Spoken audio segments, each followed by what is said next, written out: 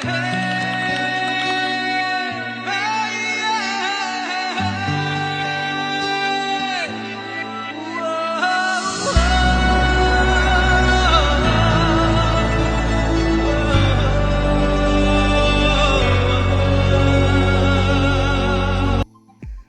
হয়ে গেল আমাদের তৃতীয় দিনের স্বপ্নের রাইড গুরুদম্বার লেক।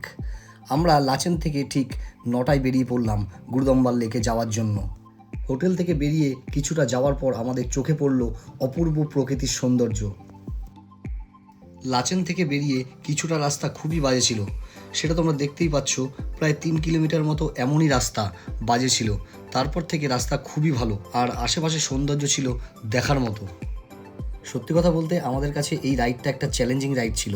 প্রথমত এই রাস্তা একদিন আগেই বন্ধ হয়ে গেছিলো, আমরা যেতে পারবো এটা ভাবতে পারিনি।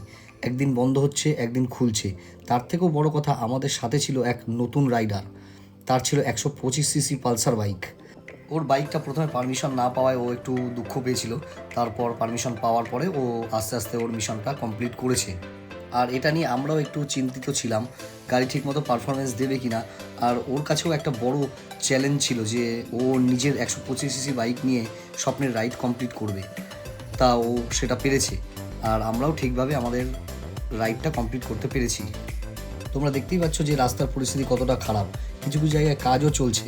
যতই খারাপ পরিস্থিতি আসুক না কেন, আমাদের মনটা যে পড়ে আছে আমাদের স্বপ্নের জায়গায়, সেখানে যে আমাদের পৌঁছাতে হবেই, তাই আমরা কোনো দিক চিন্তা না করেই এগিয়ে চললাম। রাস্তার এখানে যে কিছু কিছু জায়গা আছে মানে প্রচণ্ড খারাপ কন্ডিশন, তো তোমরা দেখো ভিডিওতে যে কীভাবে মানে সাইড হয়ে বা কীভাবে আসতে হবে। তো সেই রাস্তাগুলো তোমরা দেখে রাখো আর সেইভাবে তোমরা আসো। তো চলো দেখা হচ্ছে সামনে। তোমরা দেখতেই পাচ্ছ যে রাস্তার কাজ কন্টিনিউ চলেই যাচ্ছে আর প্রচুর মানুষ এখানে কাজও করছে। এই রাস্তা বৃষ্টিতে আরও ভয়ঙ্কর হয়ে ওঠে। আগের দিন প্রচণ্ড বৃষ্টি, আর তার জন্য আমরা একটু চিন্তায়ও ছিলাম যে রাস্তার পরিস্থিতি কেমন হবে। আর এই রাস্তা এতটাই ছোট যে এখানে একটা বড় গাড়ি ঢুকে গেলে সাইড দিয়ে বেরোতে খুব সমস্যা হয়।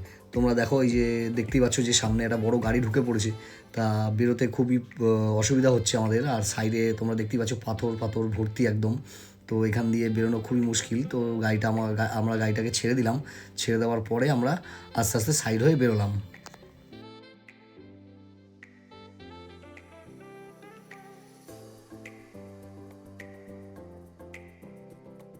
এরপর আমরা পেয়ে গেলাম সুন্দর রাস্তা, আর এই রাস্তা একদম আমাদের লেক পর্যন্ত নিয়ে যাবে, আর কোনো খারাপ রাস্তা আমাদের সামনে পড়বে না। এবার আমরা সুন্দরভাবে গাড়ি চালিয়ে পাহাড়ের সৌন্দর্য উপভোগ করতে করতে এগিয়ে গেলাম আমাদের স্বপ্নের জায়গায়। অসাধারণ লাগছে দূরের ওই পাহাড়ের চূড়ায় বরফ দেখতে। আমরা একটাই কথা বলবো তোমাদের, তোমরা অবশ্যই আসো আর সামনে থেকে পাহাড়ের এই সৌন্দর্য উপভোগ করো।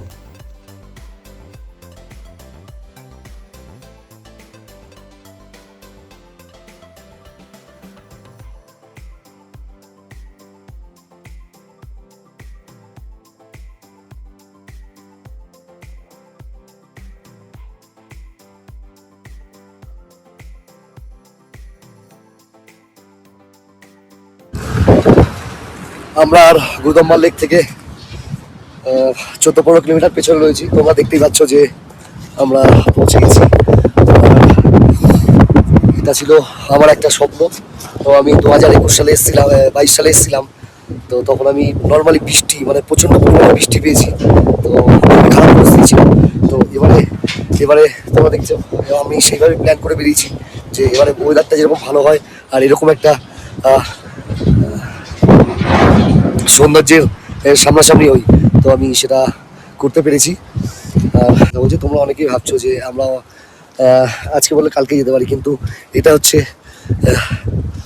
একটা রাইড করে এসে আমরা 3 দিন ধরে প্রচণ্ড খারাপ সমস্যার সম্মুখীন হয়ে অনেক কিছু ঝড়ঝাপটা সামলে আমরা এখানে আসতে পেরেছি।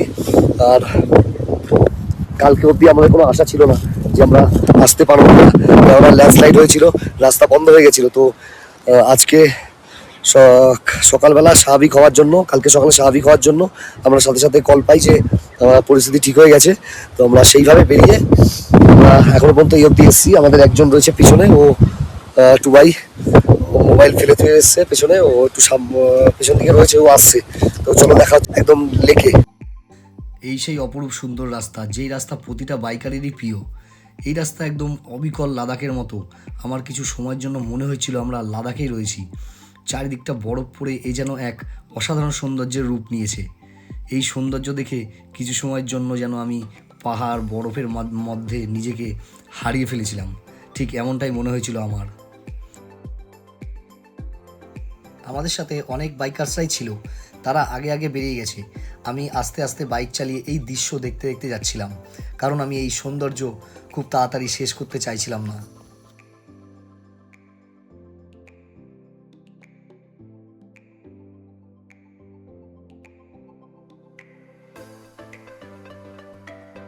এই রাস্তা দিয়ে আমি যদি প্রায় 2-3 দিন ধরে টানা রাইড করি তাও আমার মন ভরবে না, কারণ এই জায়গার সৌন্দর্য এতটাই আমাকে মুগ্ধ করেছে।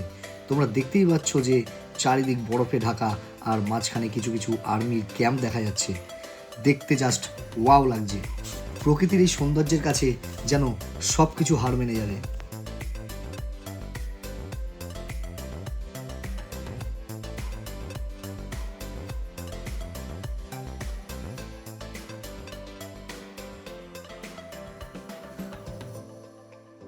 কিছুটা যাওয়ার পর আমাদের সামনে এমন কিছু সুন্দর দৃশ্য দেখতে পেলাম। প্রায় 20-25টা ইয়াক আমাদের সামনে আসে আর আমাদের দেখে ভয়ে এদিক ওদিক দিয়ে পালাতে থাকে। তারপর আমরা ওদের ক্রস করে আবার সামনের দিকে এগোতে থাকলাম। তো আমাদের আর বেশি দূর নেই এই স্বপ্নের জায়গায় পৌঁছাতে। তো চলো দেখা হচ্ছে একদম লেকে। তো ফাইনালি আমরা পৌঁছে গেলাম আবার 3 বছর পর সেই স্বপ্নের জায়গায়, ইন্ডিয়ার হাইয়েস্ট উচ্চতম লেক গুরুদম্বার লেক, যেটা 17,800 ফিট উপরে অবস্থিত। তোমরা দেখতেই পাচ্ছ আমি আমার বাইক নিয়ে একদম লেকের উপরে উঠে গেছি, গাড়ি একদম লেকের সামনে রাখা। এটা বলার কারণ আমি কিছুদিন আগে একটা ভিডিওতে দেখেছিলাম যে বাইক নিয়ে লেকের কাছে আর পৌঁছানো যাবে না, বাইক অনেকটাই নিচে রেখে লেকে হেঁটে হেঁটে উঠতে হবে। তাই তোমাদের কাছে এই বিষয়টি ক্লিয়ার করে দিলাম যে বাইক নিয়ে তোমরা এখন একদম লেকের সামনেই যেতে পারবে। কি অসাধারণ লাগছে এই সৌন্দর্য দেখতে। তোমরা যদি সামনে থেকে না দেখো এই রূপ খুব মিস করবে। তাই তোমরা আজই বেরিয়ে পড়ো। আমার যে পিলিয়ান ছিল তার একটু প্রবলেম হয়েছে, তোমরা দেখতেই পাচ্ছ যে ও অক্সিজেন নিচ্ছে, আর আমারও একটু প্রবলেম হয়েছিল। কেমন লাগলো তুই যে তোর এই পালসার 135 নিয়ে এসেছিস? 125 পালসার 125, ওকে আমি অনেক ভরসা দিয়ে নিয়ে এসেছি। ওর মিশন কমপ্লিট করেছে। তো কেমন লাগলো? Super super. হেলমেটটা খোল। শুরুটা যা হয়েছিল, হ্যাঁ শেষটা যে এরকম হবে ভাবিনি। হ্যাঁ শুরুতে যখন একটু ভয় পেয়েছিলাম, হ্যাঁ। তারপর তো ভয় কেটে গেল।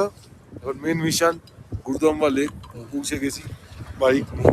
তবে এটা বলবো 125 সিসি নিয়ে একটু সমস্যা আছে। হ্যাঁ একটু সমস্যা আছে 125 নিয়ে, কেননা আমার গাড়ি পাওয়ার ছেড়ে দিচ্ছিল, অনেক কষ্ট করে উঠেছে। তো চলো দেখতে থাকো। তো চলো ভিডিওটা দেখতে থাকো, আর ভিডিওটা ভালো লাগলে অবশ্যই লাইক কমেন্ট শেয়ার করে দিও।